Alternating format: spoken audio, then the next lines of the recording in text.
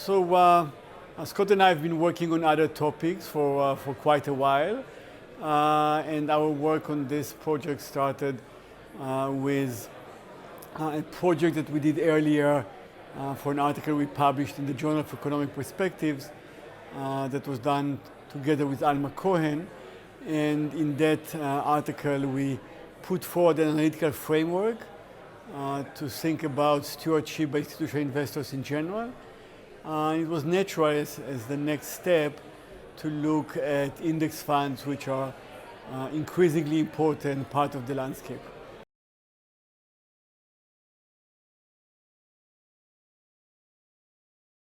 So the paper is called Index Funds and the Future of Corporate Governance, Theory, Evidence and Policy, and that about sums up the main parts of the paper. We set out a theory of index fund stewardship, the actions that index funds take with respect to the companies they invest in.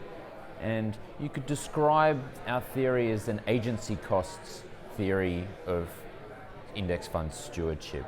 We argue that agency costs are a significant driver of the decisions with respect to stewardship that index funds make. And we gather evidence from a variety of different sources regarding the wide range of stewardship activities that index funds engage in, both what they do and also what they don't do. And we find that this is consistent with our theory of index fund incentives. And then we also draw out a number of implications from our theory and the evidence we gather, both policy recommendations as well as implications for several important debates that are ongoing.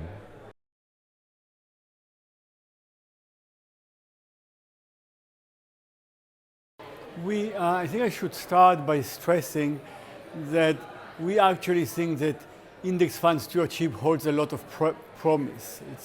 That's one reason for why we think it's an important subject. There are some other people who are skeptical of index fund stewardship, but in general think that therefore we should limit the power of index funds or even take votes from them. We have a different view. It's a view that is maybe I can call friendly or constructive criticism. We think that the index funds can potentially serve a valuable and useful role, and that their large stakes enable them to do it. But we try in the paper to analyze and shed light on ways in which their current stewardship falls short of what's desirable. And we would like to encourage them and the world to move to a state of affairs in which they do use their considerable influence to improve corporate governance. And we think it has a great deal of potential.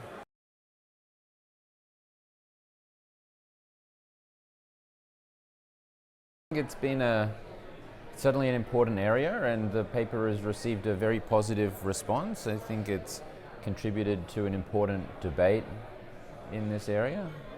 The reaction's been very positive. There's been a lot of interest in the paper. I think the paper raises questions that people have found it interesting to engage with. Yes, and we've been kind of fortunate to receive various reactions, both in writing and from discussions and conferences. And actually in the revision that we now have, and it's probably on the ECGI website as well, we try to engage with a lot of those reactions and to respond.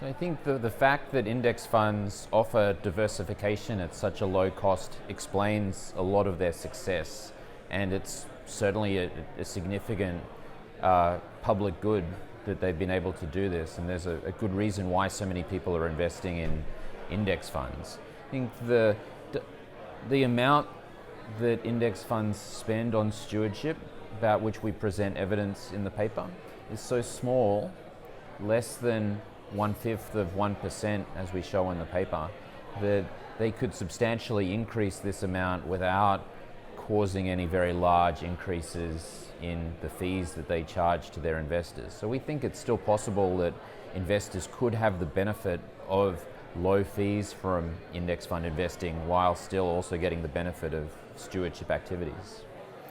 That's connected to one of our empirical findings that people have been responding to. So a standard objection to increasing investment in stewardship is, look, wouldn't you be undermining the whole rationale and the benefit of index funds, which is their low cost? And surely the investors in index funds would hate to see this. And our analysis that is based on data from the stewardship reports of the index funds indicates that there is a lot of room for increasing investment in stewardship without materially increasing costs. And I should also add perhaps quickly that there is another dimension of improved stewardship that would not involve cost, and that is being less differential towards corporate managers than index funds have been thus far.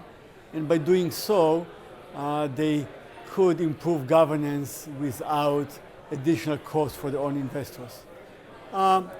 We take the view there is obviously a societal and economy-wide interest, but our normative perspective is the perspective of the beneficial investors in the index funds.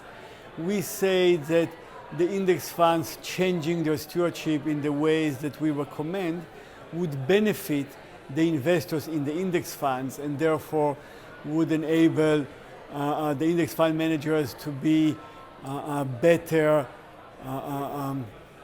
fiduciaries and better servants for their own investors.